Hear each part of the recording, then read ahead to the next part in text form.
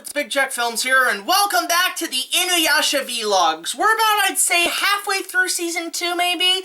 Not 100% on that, but we're down to what I consider sort of a three-part epic trilogy set of episodes of the series. Actually, there's more. There's another one down the line.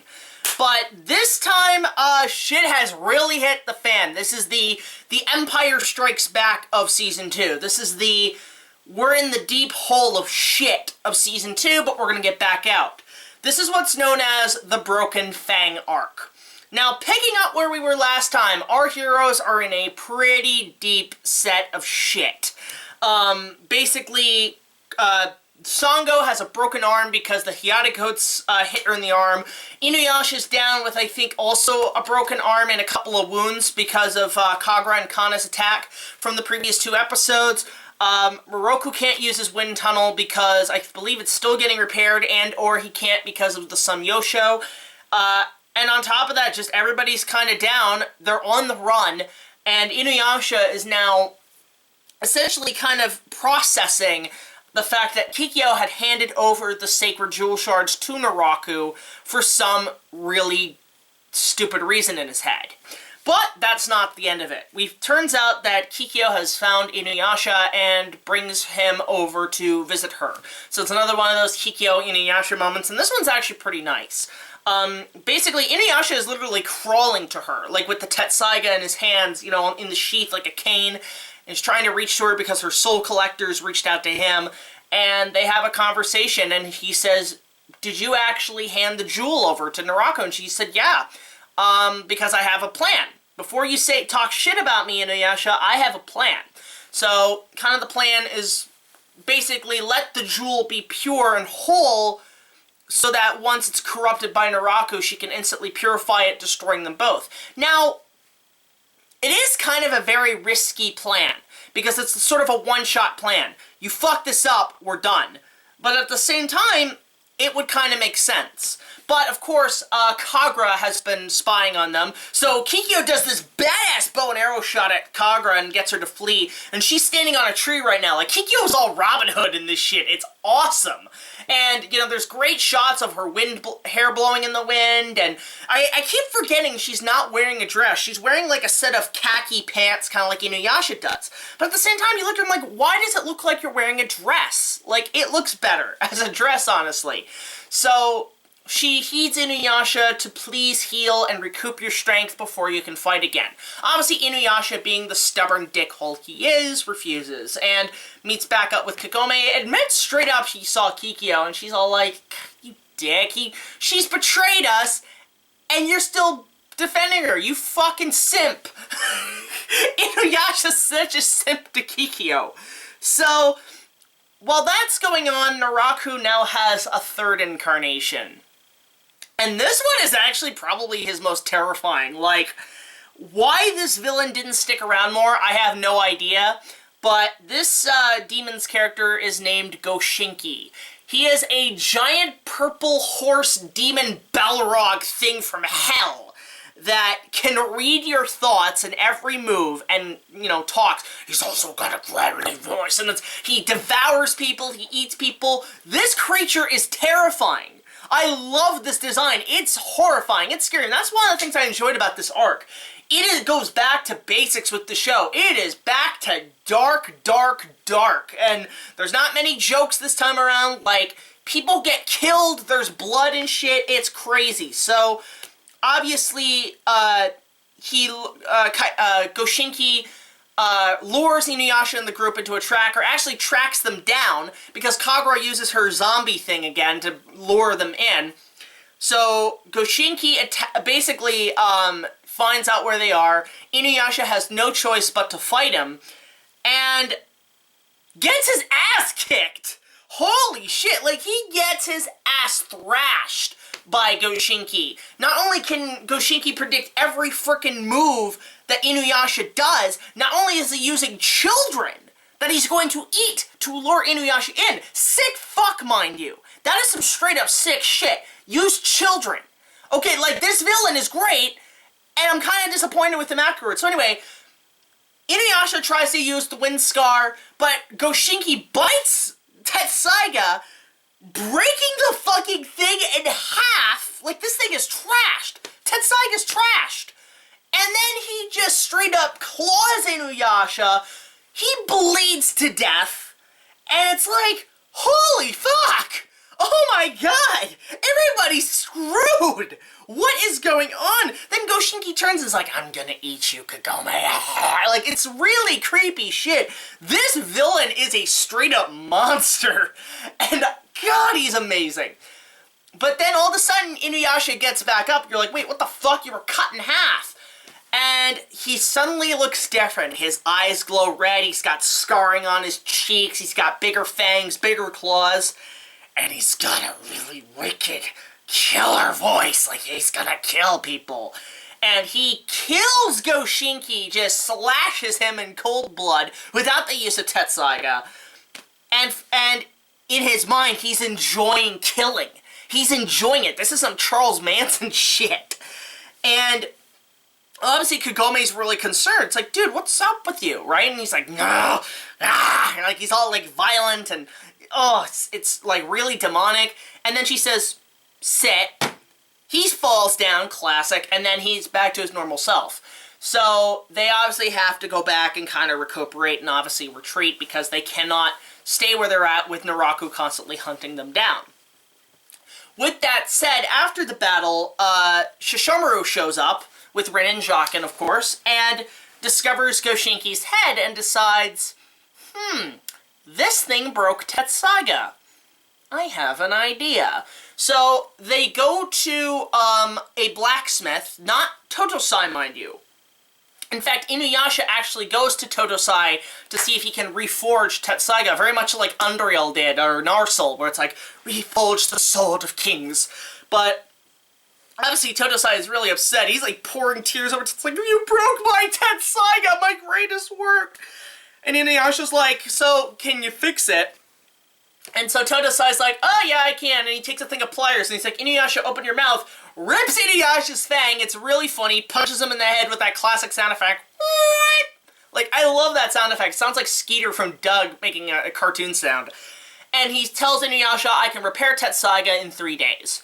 Meanwhile, Sesshomaru goes to another swordsmith, another blacksmith, known as Kaijimbo. And Kaijimbo is some evil bastard. He is a demon blacksmith who forges evil demon swords.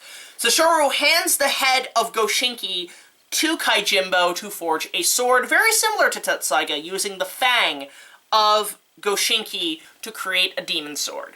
So while that's going on, you know, we have, obviously InuYasha's trying to figure out what's wrong with him, why he's always turning into, like, a demon, really trying to control his power. It gets pretty crazy. Kaijimbo, and actually it's funny, because the night Kaijimbo shows up to attack InuYasha and the group, it is the night of the new moon. Now, if you guys remember back in Season 1, the new moon, what happens? InuYasha becomes human. So, he's kind of out for the doubt. Tetsaiga won't work, or he doesn't have Tetsaiga, and they have to face Kaijimbo.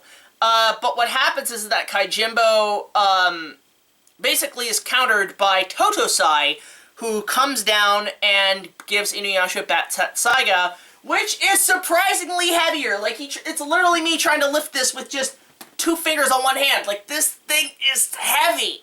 And yes, this is my prop Tetsaiga, if you don't know.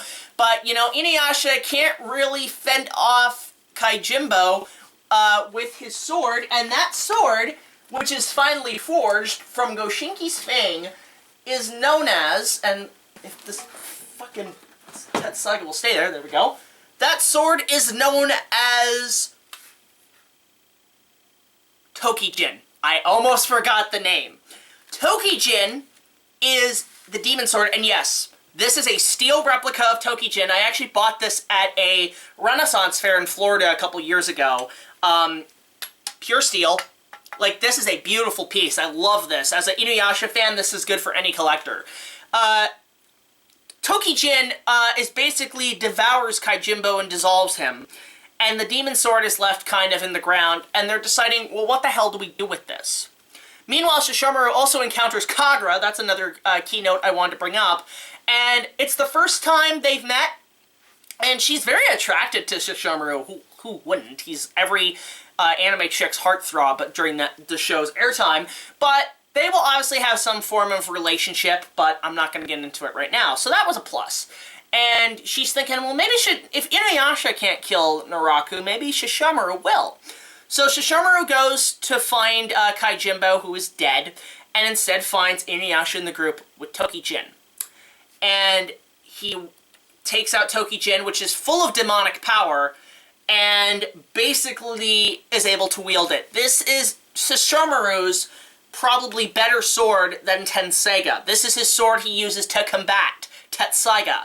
And this thing is amazing. It has a power called the Dragon Strike, which you can use this way and just shoot lightning dragon shit at people, or you can do it this way or this way, and it's a magnificent sword. So, obviously, Tetseiga is way too heavy, and Sesshomaru deflects Tetseiga out of InuYasha's hands, and there's something we found out where apparently InuYasha's half-demon power is actually controlled through Tetseiga. As long as they're together, InuYasha will not become a full demon. So, with Tetseiga deflected off of InuYasha's hands, InuYasha becomes a full demon in front of Sesshomaru, scaring the shit out of him, mind you, and they obviously have to retreat to fight another day. And Tojosai tells InuYasha that because the reason Tetseiga is so heavy now is because it was forged from InuYasha's own fang, and saying a pretty kind of poetic saying to InuYasha, saying, you relied on your father's power and strength to protect you, and now that the sword is forged from your fang, you've got to learn to protect and hold your own strength. Which is a very cool metaphoric way. It's a way that InuYasha is able to let go of the protection of his father and move on to defending himself. Which is a really nice statement, I'm not gonna lie.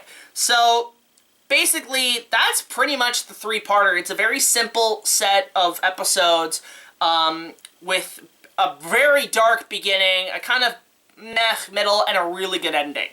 And overall, I liked it. And one thing I did point out, something I forgot to mention that I didn't mention in the previous arc, is that the previous arc actually ended up finishing up the second ending credits theme, Fukimori, which had been around for quite a few episodes, like about the ending of Season 1 and the first half of Season 2. Now we're on to probably one of my favorite ending tracks. Like, other than My Will, which was in the first season, this season has the track Dearest. And honestly, if you see this artwork, this is artwork from that ending credits of Dearest. And it is a beautiful piece, and it more so matches the romantic relationships between the characters, specifically InuYasha and Kikyo. It is a very beautiful piece. I would recommend looking it up. Look up InuYasha Dearest. It's a great song.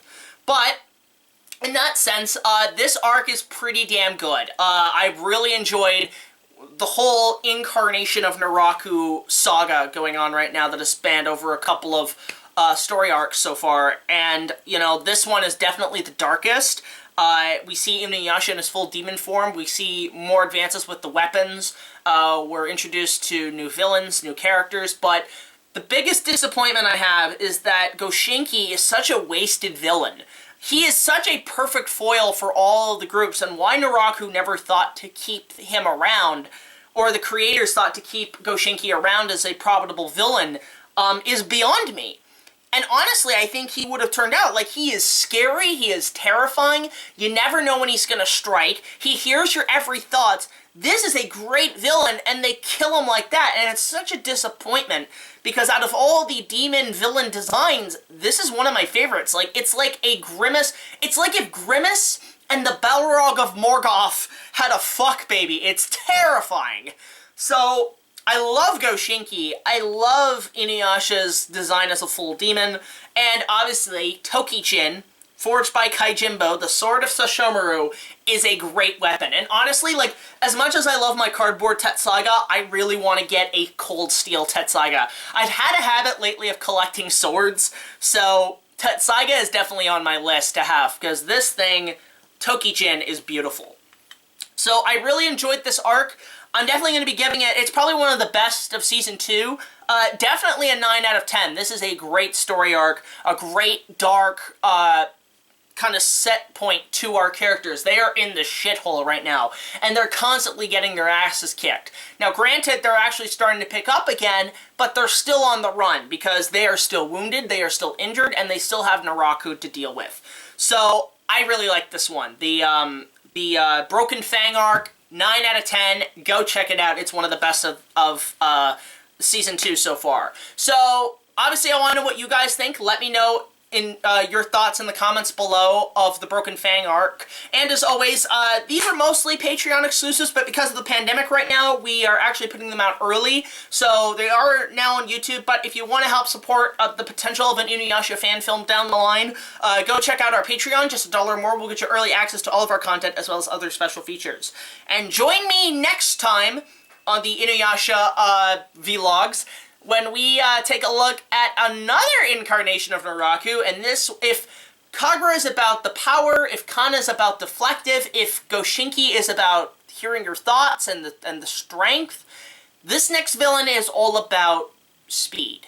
And you will see why. So until the next video, guys, like, comment, subscribe, and I will see you guys later. This is BigJackFilms signing off saying, don't fight a person who can hear your thoughts, break your sword, cut you in half, and then become a more powerful demon sword that you can be possessed by, that is the equivalent of the One Ring.